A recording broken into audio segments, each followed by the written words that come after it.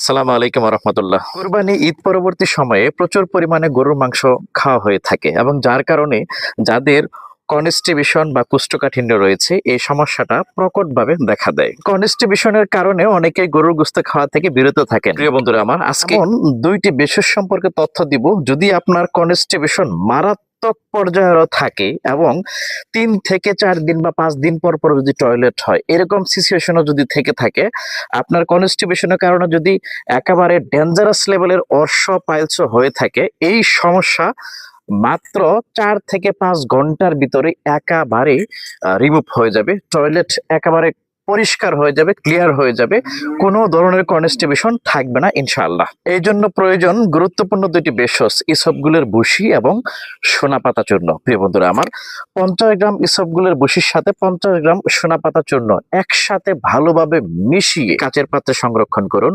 রাতের বেলা ঘুমোতে যাবার পূর্বে ১ গ্লাস কুসুম গরম পানির সাথে ১ চা চামচ কিংবা ক্ষেত্রভেদে প্রয়োজন অনুপাতে ২ চা চামচ পরিমাণ এই সংমিশ্রণটি মিশিয়ে ৫ মিনিট রেখে তারপর পান করুন। দেখবেন ৪ থেকে ৫ ঘন্টার ভিতরে আপনার পেট একেবারে পরিষ্কার হয়ে গেছে, রিল্যাক্স ফিল করবেন ইনশাআল্লাহ এই অল্প সময়ের ভিতরে। এই ছোট্ট ছোট্ট টিপস গুলো থেকে যদি নিজেরা উপকৃত হয়ে থাকেন, অন্যদেরকে দেখার জন্য অবশ্যই ভিডিওটি শেয়ার করে দিবেন।